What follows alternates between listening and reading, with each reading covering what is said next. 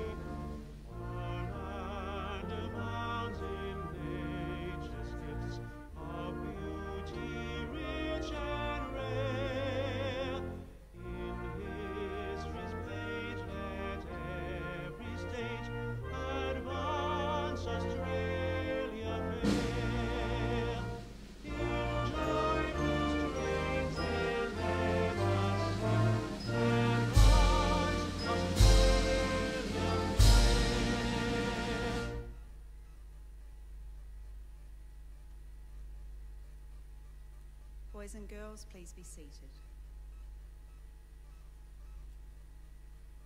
I would now like to invite the Director of the Australian War Memorial, Dr. Brendan Nelson, to the lectern.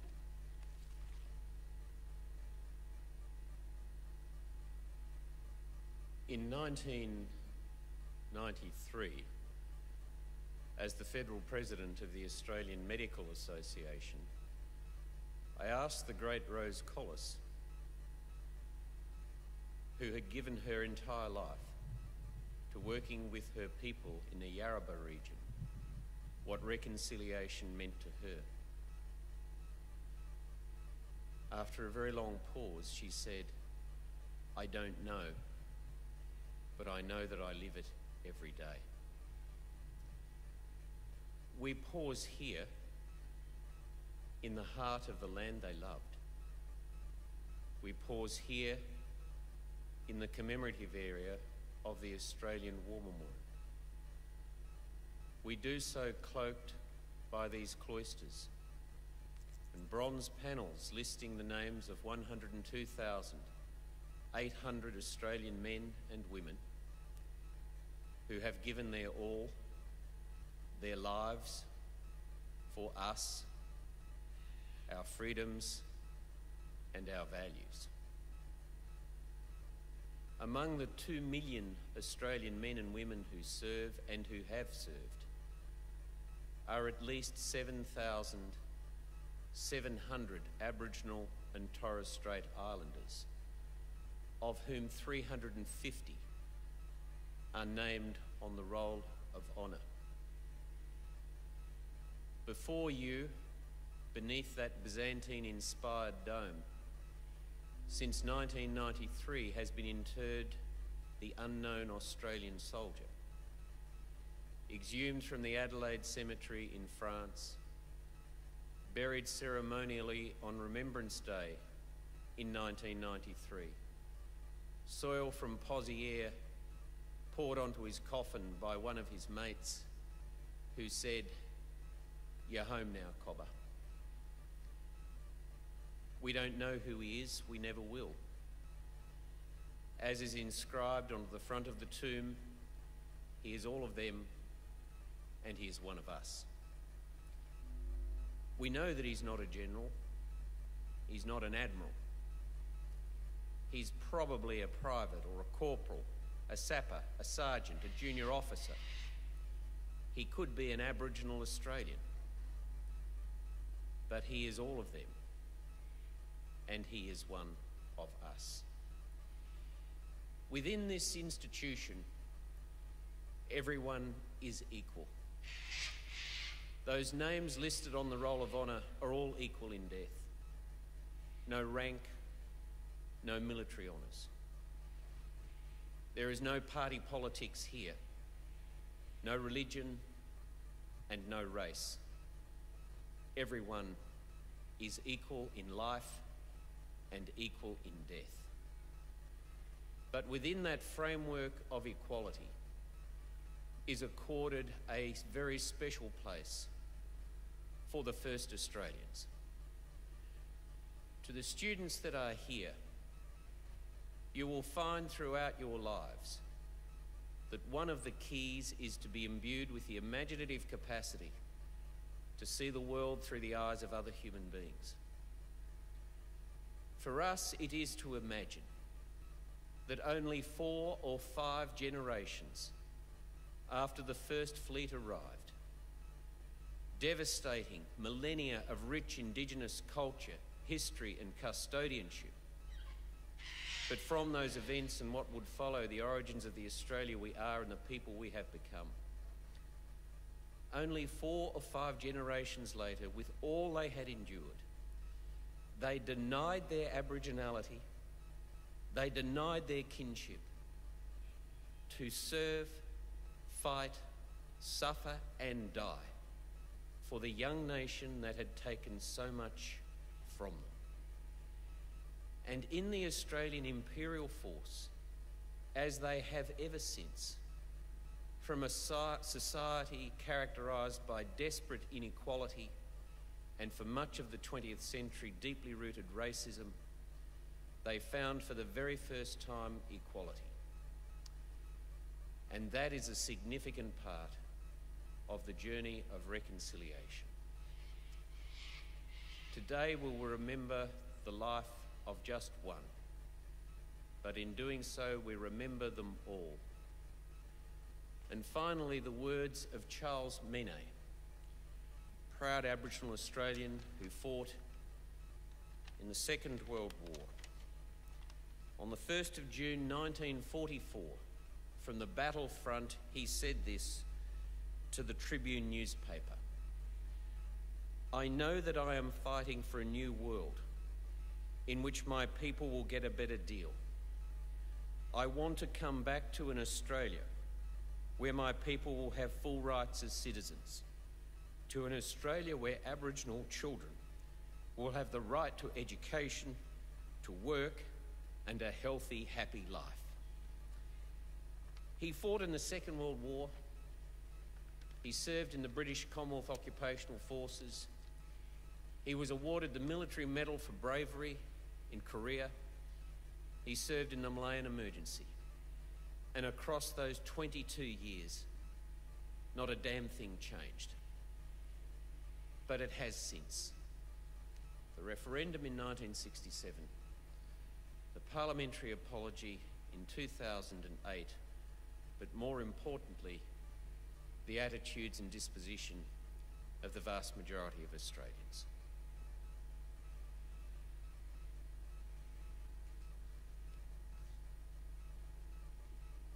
Thank you, Dr. Nelson.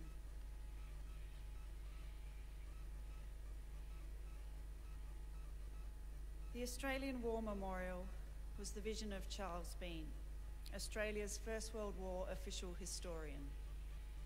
Bean landed with the Australian troops on Gallipoli, and he stayed with them at the front through to the end of the war. The idea of this national memorial and museum came to him at Pozières, France, in the depths of the bloody fighting of 1916. Bean's idea was that this would be a place where families and friends could mourn loved ones buried in faraway places. It would also be a place that could help all Australians to understand what these men and women had endured and what they had done for us. Bean's vision, to which we remain true, is best expressed as inscribed in the entrance to the memorial's galleries. Here is their spirit, in the heart of the land they loved, and here we guard the record which they themselves made. Tonight we will read the story behind just one of those on the Roll of Honour, which lists the names of more than 102,000 men and women who have given their lives for us in war and on operations for more than a century. But first we present a lament, Flowers of the Forest. Wreaths and floral tributes will now be laid at the base of the pool of reflection.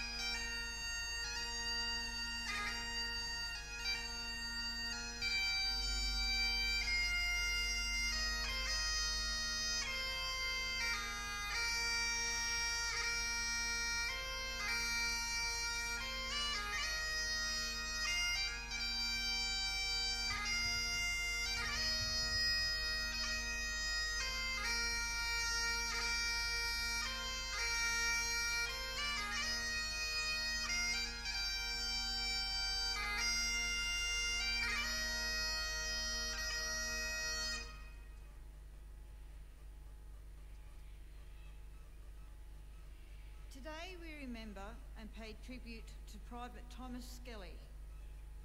Thomas Skelly was born on the 20th of May 1880 at Lachlan River, New South Wales, to John and Carolyn Skelly. A Wallabalua man, he grew up in Nyngan, where he attended the local convent school. By the time the First World War began, Skelly had moved to Dubbo, where he was working as a bookmaker's clerk and living in Hamer's Hotel. Skelly enlisted for service with the Australian Imperial Force at the Dubbo Recruiting Depot on the 10th of February 1916.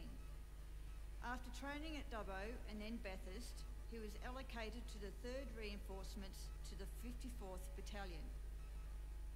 Private Skelly embarked from Sydney with other reinforcements aboard the transport ship Barambah on the 23rd of June 1916.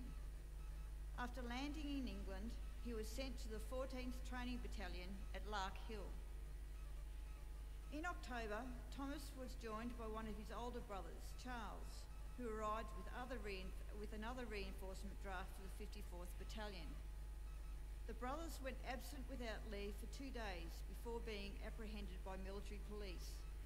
Thomas Skelly was given 7 days detention and fined. In mid-December, Thomas and Charles embarked for service in France. They were taken on strength of the 54th Battalion on Christmas Eve, in the middle of the worst winter in 40 years. Fortunately, the battalion was in rest positions for the Christmas period.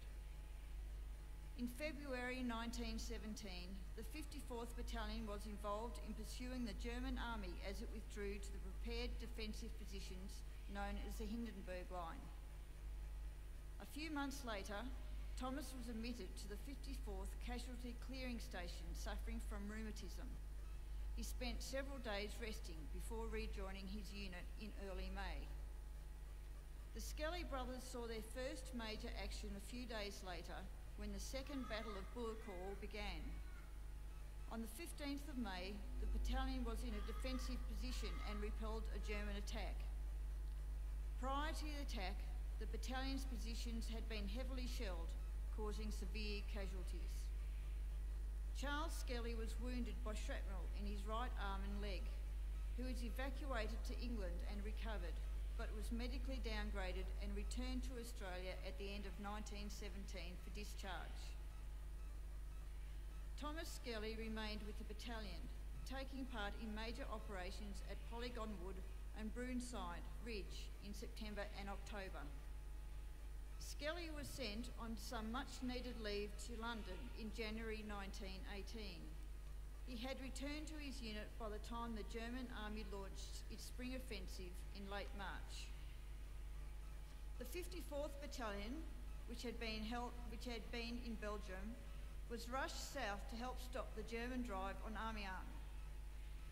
Skelly fought in the First Battle of Villers-Bretonneux in early April, which saw a successful defence of the town. After the Germans captured the town on the 24th of April, the 54th Battalion was involved in the counter-attack, which saw it largely back in Australian hands on Anzac Day 1918. In July, Skelly was sent on a rest camp for a week as a break from frontline service. He next saw action when the Allies launched their great offensive on the 8th of August. Although 54th Battalion was not initially involved, by the end of the month it was in a position to launch an attack on the medieval town of Perone. On the morning of the 1st of September, the 53rd and 54th Battalions attacked Anvil Wood, one of the key defensive positions in front of Perone. After capturing the wood, the battalions continued their attack towards the town. As the 54th Battalion neared the town, Skelly was killed instantly by multiple pieces of shrapnel when a high explosive shell burst nearby.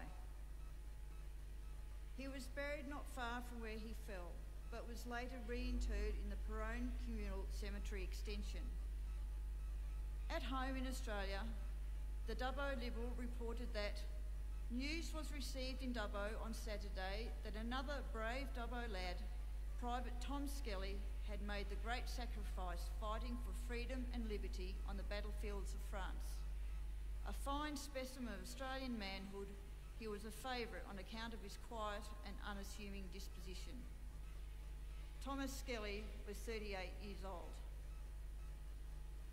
Another two of his brothers also served during the First World War.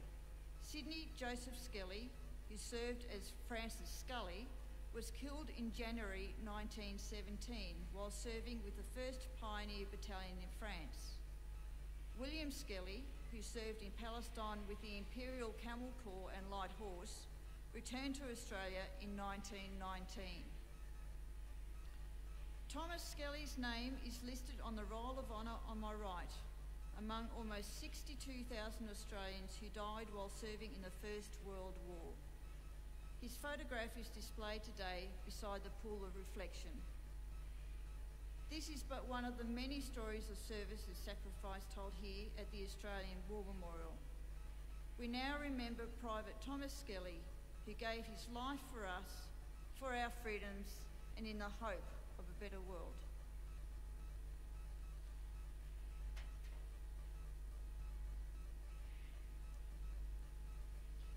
I invite you to please stand for the reading of the ode and the sounding of the last post. They shall grow not old as we that are left grow old. Age shall not weary them, nor the years condemn. At the going down of the sun and in the morning, we will remember them. We will remember them.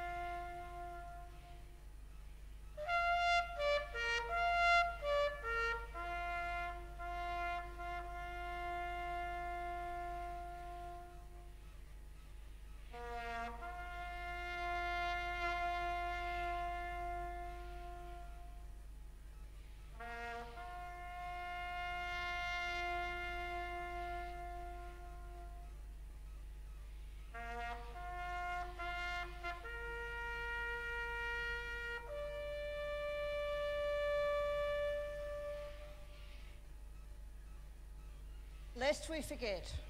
Lest we forget.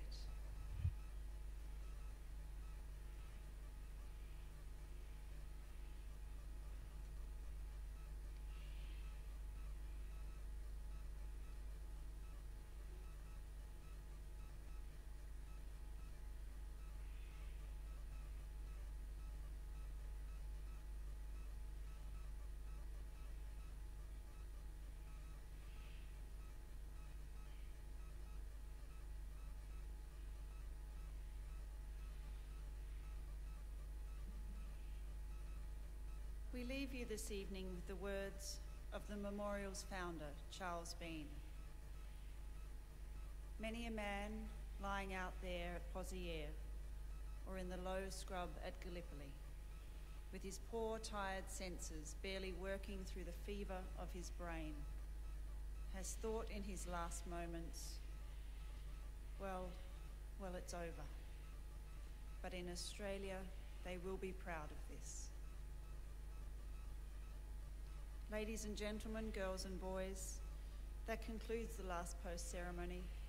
We thank you all for visiting the Australian War Memorial, and we wish you all a very good evening.